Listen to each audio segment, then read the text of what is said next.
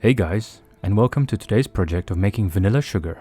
Never buy it again when you can make it. You must be thinking, I don't need to watch a video on how to make vanilla sugar, but you might be surprised at how to fully use your vanilla pod with no wastage, because typically you would just stick a vanilla pod in your sugar container and call it vanilla sugar. I have over here one dried vanilla pod.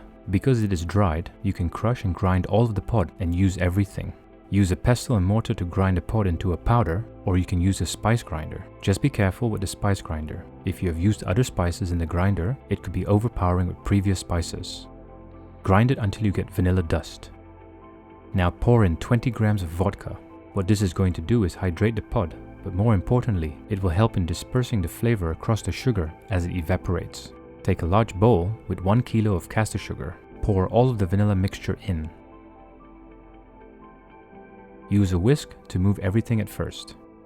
My whole kitchen smells like vanilla right now.